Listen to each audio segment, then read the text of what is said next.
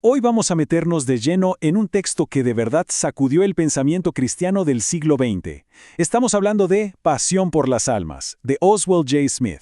Es un libro que se siente escrito con una urgencia que casi quema. Y en este análisis vamos a desglosar por qué para su autor la evangelización del mundo no era una opción, era, sin duda alguna, la tarea más importante de todas.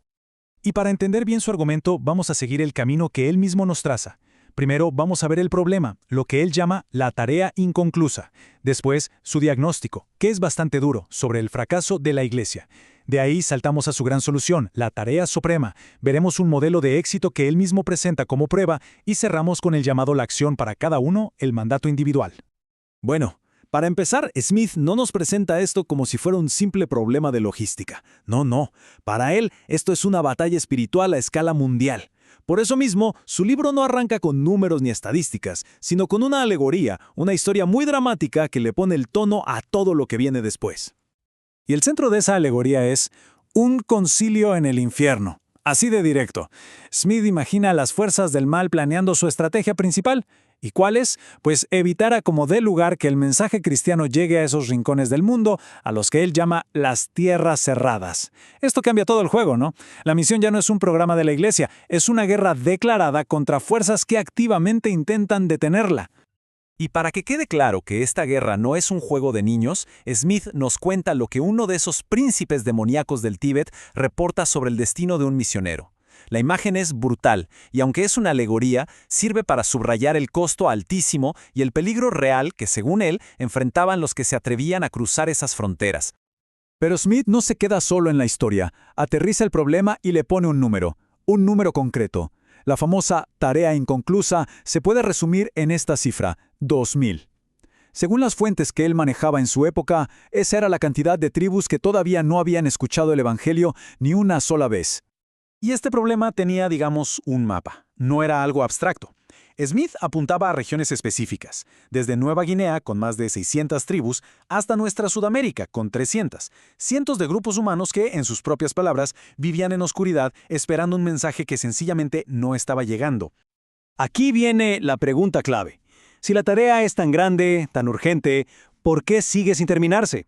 Y es aquí donde Smith da un giro y dirige su crítica no hacia afuera, sino hacia adentro, hacia la propia Iglesia. Su diagnóstico es severo y apunta a un error fundamental de prioridades. Esta era la pregunta que Smith escuchaba una y otra vez, el eterno pero. Y la verdad es una lógica que suena razonable, ¿no? Primero arreglemos los problemas de casa antes de mirar hacia afuera. Pero para Smith, este argumento era precisamente la raíz de todo el problema, la excusa perfecta que mantenía paralizada la misión mundial. Para desarmar por completo ese argumento, Smith usa una analogía que es potentísima. Imagina que la iglesia es una multitud enorme a la que se le está dando de comer. Las filas delanteras, o sea, los países que ya han sido evangelizados, están tan sobrealimentados que hasta sufren de indigestión espiritual. Tienen de todo. Pero mientras tanto, las filas posteriores del mundo están muriendo de hambre, sin haber probado ni una migaja. Su punto es cortante. Es una injusticia seguir dándole más a los que ya están llenos, mientras otros ni siquiera han tenido una oportunidad.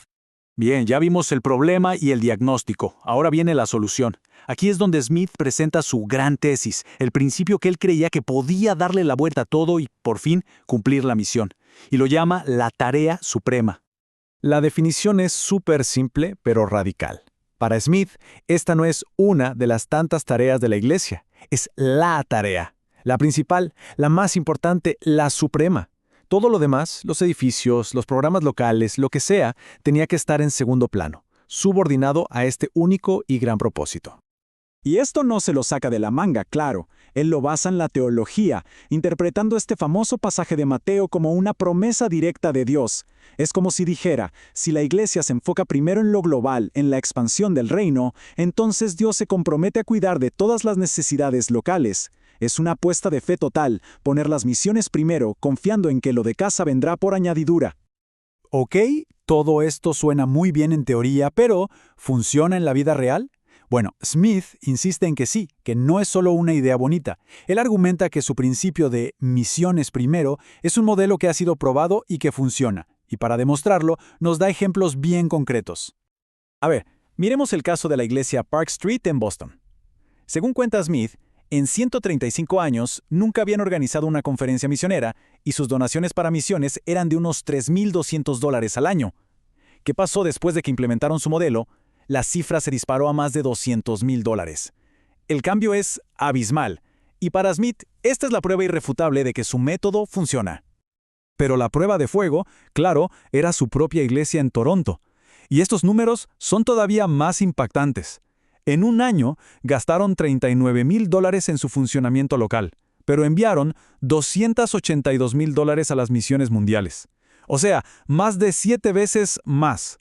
Esto no es casualidad, es su principio puesto en práctica de forma radical. Entonces, ¿cuál es el secreto para lograr esas cifras? Según Smith, no se trata de tener unos pocos donantes millonarios. El secreto es la participación total. Su método era lograr que cada miembro, desde el más anciano hasta los niños, se convirtiera en un dador sistemático. Imaginen, enseñar a los niños a dar para la obra mundial desde los 5 o 6 años. Se trata de crear toda una cultura de generosidad enfocada en esa tarea global. Y después de pintar este cuadro enorme para la Iglesia como institución, Smith lo aterriza, lo hace personal. Esto no es solo responsabilidad de los líderes o de las organizaciones, es un mandato, dice él, para cada creyente. Y lo simplifica en 3 roles súper claros. Primero, están los que van, los que físicamente se mudan a los campos misioneros. Segundo, los que envían, que son los que dan el soporte financiero para que los que van puedan hacer su trabajo. Y tercero, los que oran, la fuerza de intercesión detrás de toda la obra. Y según Smith, no hay una cuarta opción. Todos, sin excepción, deben estar en uno de estos 3 grupos.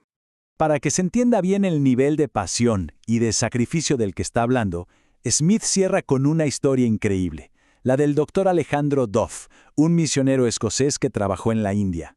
Y es un relato diseñado para conmover y para inspirar un compromiso, absoluto. Y aquí llega el momento cumbre de la historia. El Dr. Duff, ya viejo y muy enfermo, se desmaya en el púlpito mientras hablaba, pero insiste en que lo ayuden a volver a subir para terminar su mensaje. Y sus palabras finales son un desafío total. Si Escocia ya no tiene a nadie más que enviar, él mismo, un anciano a punto de morir, regresará a la India para morir allá, para que quede como testimonio. Este es el ejemplo máximo de lo que Smith llamaba pasión por las almas. Y con esa pregunta, que es casi un reto, terminamos. Smith la deja ahí flotando. Él no veía esto como un proyecto eterno. Creía que una generación tenía la responsabilidad de completarlo. Así que su pregunta final no es si se puede hacer, sino ¿por qué no nosotros? ¿Por qué no ahora? Es un llamado a la acción que, más allá del tiempo en que fue escrito, nos obliga a pensar en nuestras propias prioridades y sobre todo en el tamaño de nuestras ambiciones.